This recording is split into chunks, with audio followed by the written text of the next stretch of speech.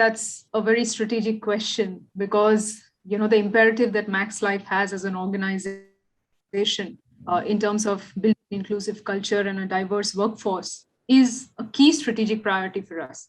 It is not something that we think is a good to do. It is something that we think is must do, and must do from a point of view of what value it adds to the organization. It is not just about having more, additional women as a gender footprint, or having more younger people, or including more persons with disability, but seeing the outcomes that these interventions bring to the organization. Holistically, how does the business grow because of having a more diverse workforce and bringing in practices which are more inclusive? We believe that an organization, a growth organization like ours, strives on innovation, strives on customer obsession, strives on respecting each other, caring for each other, and being very collaborative. And I think that's the essence of why we think an inclusive culture with a diverse workforce will bring to the forefront innovation, will bring to the forefront, different aspects of, of thought, of mindsets, understanding customers better, and actually, serving our customers much better than we do currently. So it's a strategic priority, not just from a cultural imperative, but also from a point of view of how it helps us grow as an organization and strategically build for growth of this organization going forward.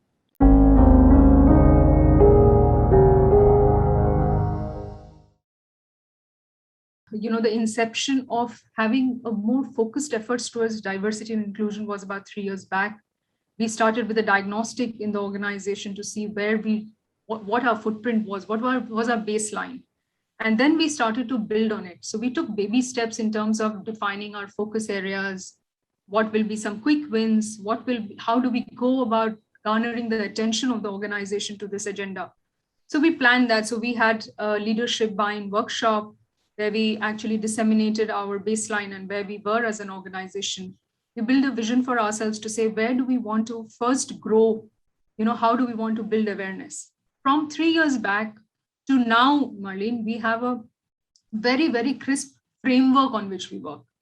So right now it's about, we have a core framework, as we call it, which talks about how do we build capability for a diverse workforce? How do we bring about a cultural change in our, the cultural change in our framework by building in more diverse and inclusive workforce? We have organization capability, which is a backbone of sustaining our efforts on diversity and inclusion. Then we have our recruitment and retention to say, how do we augment our footprint of a diverse workforce? And then, of course, at the base of all of it is experience. How are we building an experience of our employees? How do they feel? Just by saying that we are a very diverse and inclusive place doesn't make sense. How do employees understand? How do employees feel? What are the changes that they're seeing in the workforce? And therefore, we now have a very strategic framework that we work on. So Richa, who leads this agenda along with me, actually works on how do we build the cultural tenets? How do we build the org capability? How do we augment our diversity footprint? And then how do we build our engagement and connect across the organization? So that really helps us actually take this agenda to the last mile very well.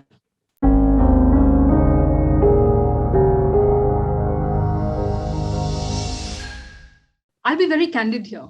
The first challenge that any organization probably faces is the unconscious bias that people have. You and I as individuals also have our unconscious bias. So when we start to talk about the agenda of diversity and inclusion, no one is against it, Maya. Everyone is very, very, passionate about this agenda. It's a very purposeful agenda, right? No one would like to say, I don't want to build a culture which is inclusive and diverse. I don't want a workforce which is diverse and inclusive. No one will tell you that. But what starts to come into play as you start to practice this is our own set of unconscious biases. How is it that we as an organization work towards making people aware of these unconscious biases, building belief that, if we build an inclusive and diverse culture, it actually leads to impacting business in a profitable way.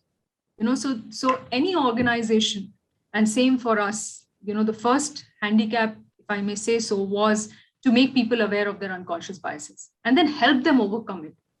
What is that one act of inclusion you have done very consciously today? So that is one of the challenges that we faced, but with slow education of dissemination of best practices, talking to people and making them aware of the impact inclusion and diversity has, not just on the culture of the organization, not just making it a happier place to work, a more dignified place to work, but also a place where customers are happy. And because customers are happy, you see higher growth and higher business profitability. So the challenge is to actually connect it from an individual bias to an organizational imperative.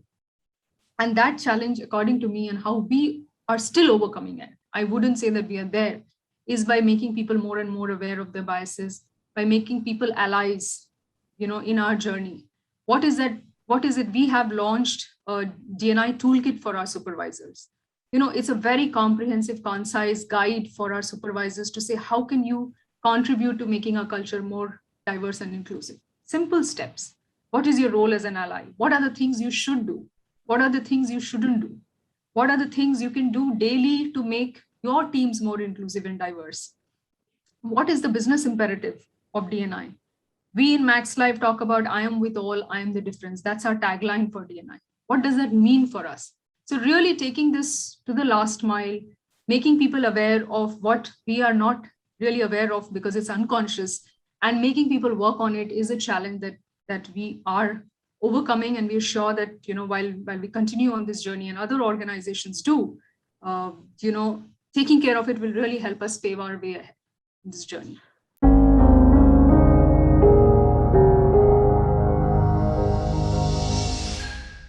So we have actually institutionalized a governing council. So we actually have a diversity pyramid, as we call it. So we have at the base our employees.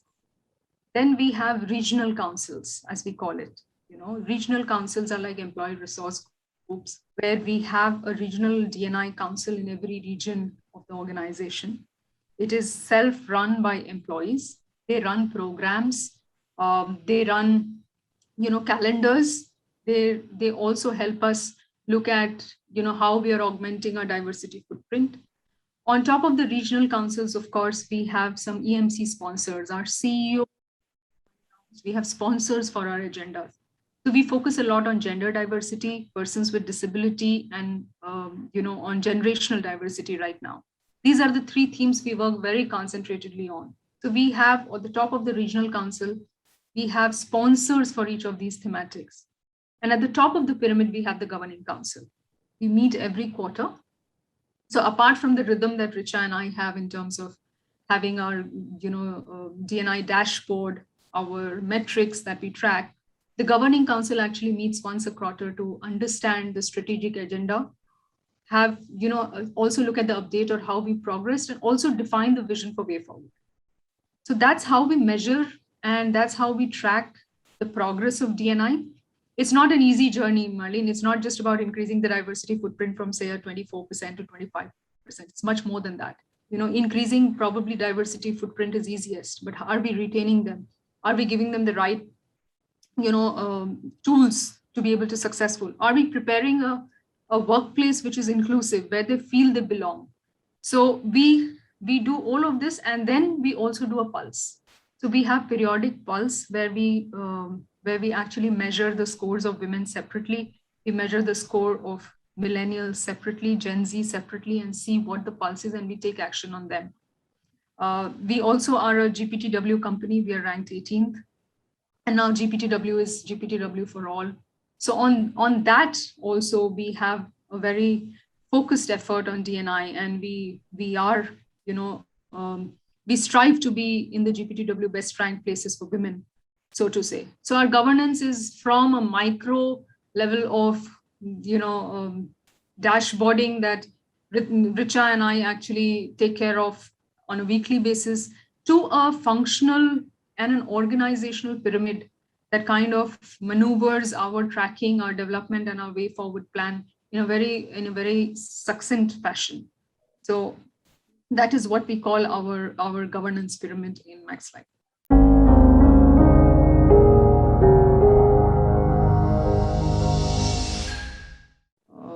first thing is about building awareness.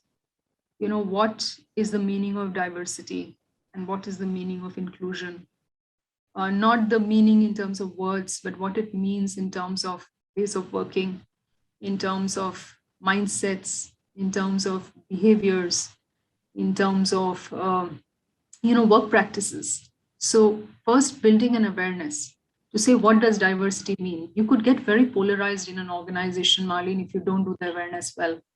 If you're just talking about gender diversity, men could feel that all the attention is going to women. There could be cases like that. So building the awareness in the right fashion, talking about the right tenets of diversity, of inclusion, and what benefits it brings to the organization. Then talking about individuals and how individuals are actually, every individual in the organization is actually a part in the whole total, some total of all the individuals is what makes an organization. What's very important here is the mindset, and therefore organizations should focus on what mindsets are they building for the people. The second thing, and I think which is very important, and I have experienced this, is supervisory belief. We all know that people thrive and stay in organizations because of their bosses, or leave the organization most times because of their bosses. Yeah, so I think a very pivotal layer in the organization is supervisors. How do you build belief of supervisors that inclusion, diversity, and equity is an agenda? It is extremely important, not just for themselves or the businesses, but for the teams to perform superlative. For the teams to outgrow their performance, for them to think outside the box, challenge the status quo, and still be a happy workplace. When the supervisors build this belief that, yes, this actually leads to a lot of good things. My diversity of thought in my team actually brings in more innovation. The diversity of thoughts and ideas actually leads to a healthy discussion, which leads to better ideation, better solutions, which of course fructifies into better customer interactions, better business outcomes. And when you have a culture where inclusion is practiced, but natural, the team is happy. Everyone feels included. Everyone feels that there is respect for each other.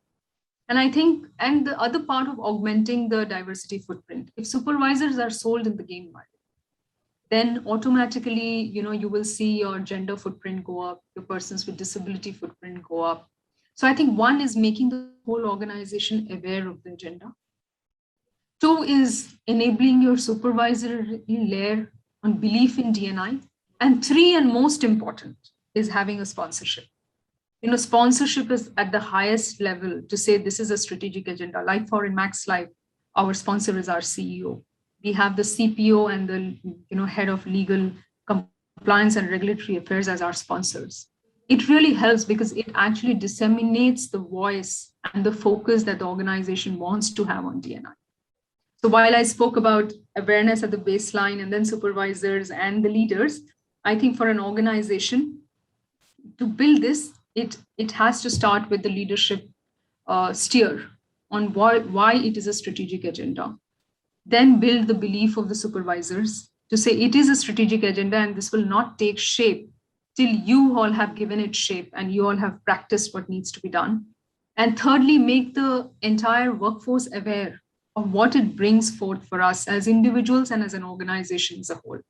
So that would be me speaking from my experience on how we have progressed in the journey and is working well for us thus far. So those would be a few of the things that I would like to mention to other people who are embarking on this journey or are in this journey.